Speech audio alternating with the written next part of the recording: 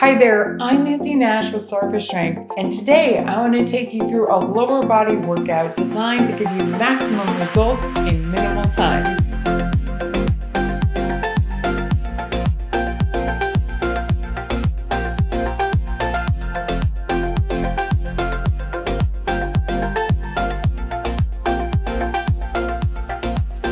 So for equipment today, I'll want a pair of dumbbells, and if you have a heavy pair and a light pair, even better. You'll also want a stability ball that's well inflated. We'll also want to have a sturdy chair handy. You'll also want an exercise mat and enough room to make a snow angel in all directions, because we're going to be moving. And don't forget to have your water handy too. So we're going to start off with dumbbell deadlifts. So I'm going to use my heavier dumbbells for this. And I want to line up so I'm stacking my joints. I've got the ankles, knees, hips, and shoulders stacked. I'm going to draw the belly button in, squeeze the glutes, and then push my hips back. And when I can no longer push them back, I'm going to bend my knees a little bit. And when my back feels like it might round, I'm going to push through the feet and powerfully stand up. So let yourself take this as slowly as you need to in the beginning. Keeping the shoulders back, drawing in the abs. I'm going to squeeze the glutes, push the hips back, slightly bend the knees, and then really powerfully push through the feet to come back up. So I'm going to point out a couple common compensations. Sometimes I see people kind of reach with the arms rather than make this a leg exercise and think about that hinge in the hips. So try not to round the shoulders forward. Try to keep them back. The arms are just a lever in this. We're really driving with the legs. And then I also want to make sure that my knees are not collapsing in towards one another. So when we're doing that active pull in of the belly and squeezing the glutes at the top, that is going to keep my knees in place and really train my joints in the best alignment possible. So let yourself try one more, just trying to execute the best range of motion that you can. Great work. So next we're going to move on to an alternating rear kick. I'm going to draw the belly in, draw the knee up towards my chest, and then I'm going to hinge at the waist, stomp with the heel, bring the knee back up towards my chest, set that foot down, and switch sides. So this happens quickly, but think about drawing the belly in before you lift that knee. And then I'm going to use my upper body as a counterbalance so that I can get my leg extended behind me. And then bringing the knee back in towards my chest to help me right my body and stand back up. So alternating if you can. If that feels too difficult, you could do these on one side and then try some on the other side. You could also use a chair, hold onto it on one side, and give yourself a little bit of an assist. And when you're ready, you could float your hand above the chair. But just do the best job that you possibly can. These are not easy. You do not have to hinge at the waist as far as I am. You're just trying to make sure that you do this in good alignment. So I'm trying not to point my toes out to the sides, trying to stomp with my heel rather than point with my toe. So I'm really working those muscles in the back of the legs, the glutes, and the hamstrings.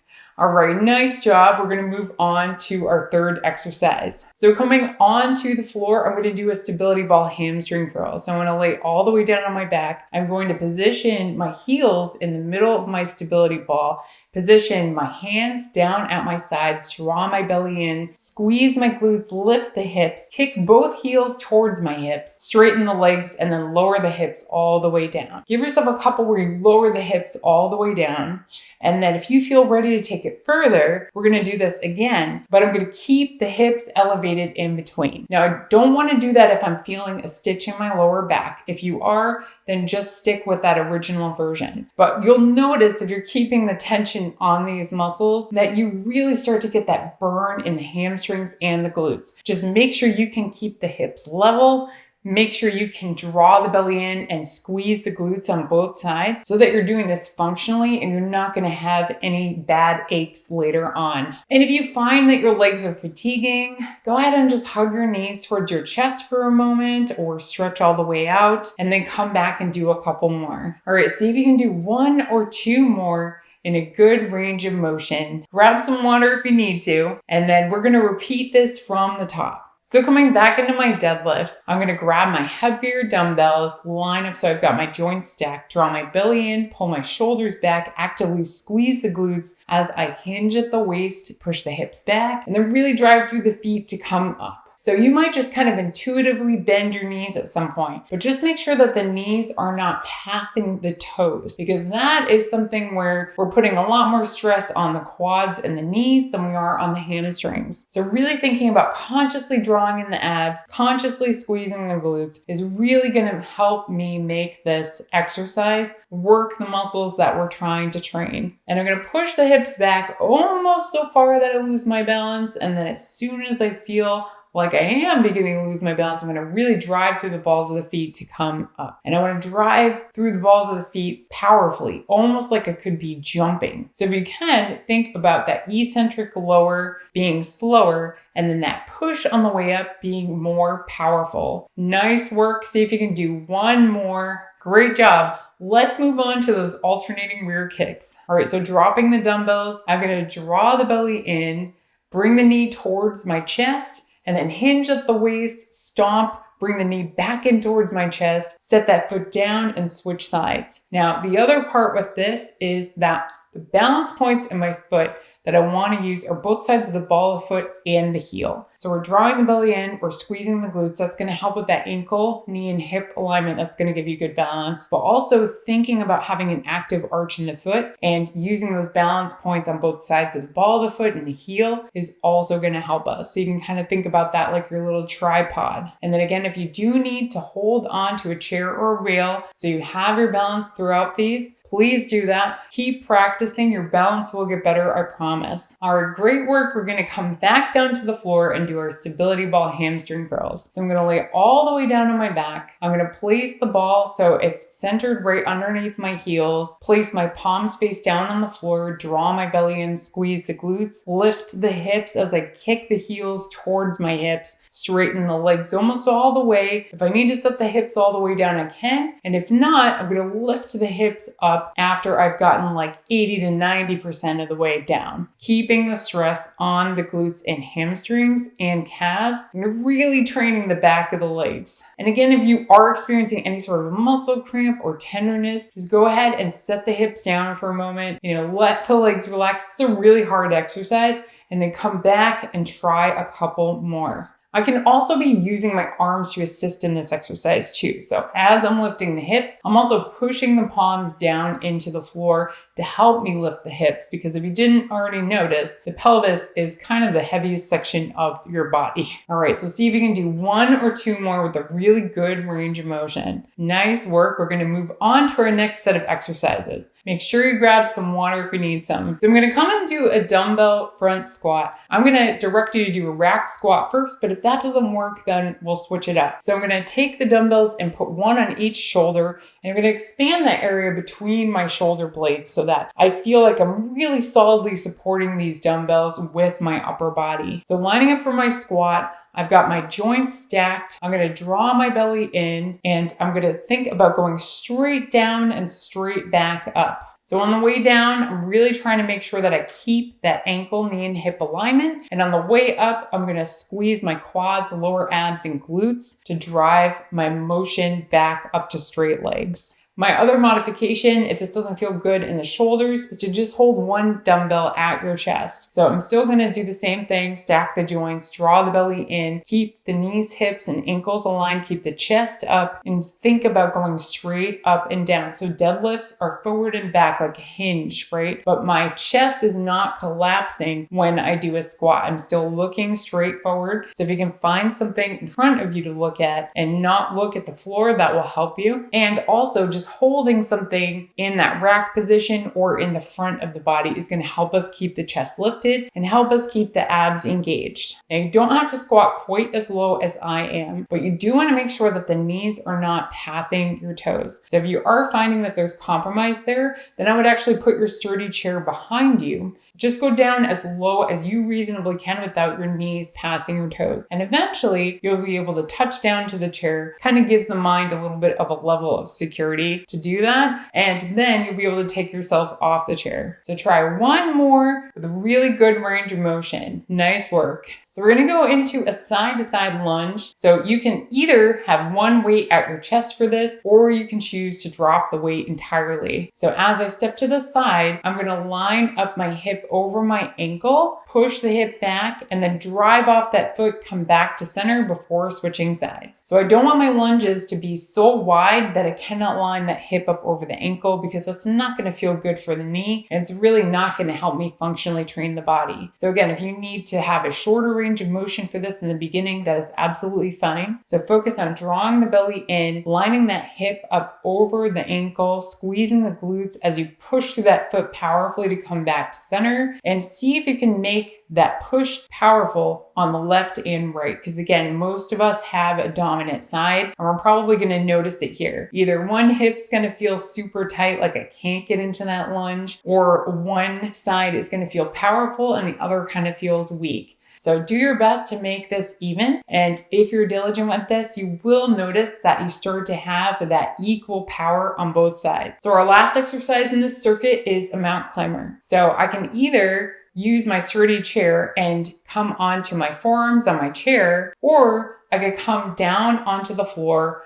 on my hands. So do whichever version works best for you. So either way, I'm going to think about pulling my shoulders down, kind of crunching the body the whole time, like I'm pulling the shoulders towards the hips, hips towards the shoulders. And I'm going to alternatively drive the knee up towards the chest, lift it above the hip if I can, place it back in that plank position before I switch sides. So you can take these super fast if you want to. I know a lot of people like to whip through them, but you might actually find that it's a little more challenging for you to slow it down and really focus on that single leg strength. So try it both ways and see what you think. But either way, I want to make sure that lower back area stays flat. So if you need to raise the butt up a little bit to do that, no worries. We're trying to make that core strong as we're making our legs strong. All right, let yourself come up and we're going to go through this circuit one more time. So going back into our squats, if you felt good in that rack position, then I'm going to bring the weights back up onto my shoulders, bring the elbows in, push that area out between the shoulder blades, and squatting straight down. I want to draw the belly in and keep the knees out over the ankles. Use the glutes, quads, and lower abs on the way up.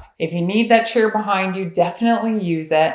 And if you need that modification, just using one dumbbell at the chest, definitely do that. You're still going to get a great workout today. So I'm just going to try to go through these as mindfully as possible, making sure that the knees don't come past the toes, making sure that I can feel it evenly on both sides. I can feel the lower abs, I can feel the glutes, I can feel the quads, I can feel everything working. I don't have any knee pain. That's important. Squats are not meant to hurt our knees. They're meant to make our legs stronger and stress the muscles. All right, see if you can do one more with a really good range of motion. Nice job. So going back to our side-to-side lunges. So if it went really well for you, definitely hold that dumbbell at the chest for our second round. I'm going to draw the belly in as I step out to the side. I'm going to keep the toes facing forward as I line up the hip, knee, and ankle. Push back and then powerfully push through the ball of that foot using the glutes, quads, and lower abs. Come back to center and then switch sides. So really focus on making sure that you're stepping in a range of motion where you can really get that hip lined up over the ankle, really squeeze the glutes and push powerfully through the ball of the foot. This is what's going to really help you train that equal strength side to side, not have joint pain later on. So I'm thinking your quads and your glutes should be on fire by now. But if not, we're going to move on to our last exercise. So let's go back to our mountain climbers. So again, either I can line up with my forearms on the chair or my hands on the floor. Either way, thinking about pulling the shoulders towards the hips, hips towards the shoulders. So I'm actively crunching the core the whole time, working those muscles in every single rep. And then I'm going to drive the knees up towards the chest alternatively and really try to get the knee above the hip. If that feels okay, bringing that leg back into that straight plank position. And then, if you felt like the slower version was not challenging for you, go faster. If you felt like the slower version was challenging for you, really focus on taking those mindful steps back and forth, making this more of a strength workout than a cardio workout. All right, nice work. Try 1 or 2 more if you can. Awesome job. You made it through this entire workout. Make sure you let yourself grab some more water and give yourself a pat on the back for fitting in your fitness today. Thanks so much for making time to exercise with me today. I hope you feel better set up going into everything else you have planned for this week. If you're looking for more workouts, exercises, healthy recipes, and other healthy living inspiration, please check out the rest of my YouTube channel. And if you need some one-on-one support putting together your exercise program and nutrition plan, please reach out to me in the link in the description. In the meantime, I look forward to continuing this journey with you, and I'll see you in the next video.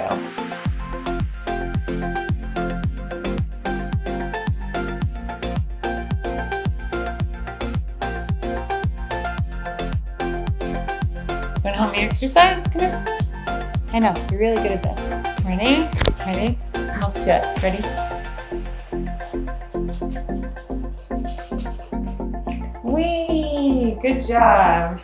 Good job. You're so sweet. I won't use you as a dumbbell. You're so sweet. You're such a good helper. I'm sorry for neglecting you today. I know. We're busy, huh?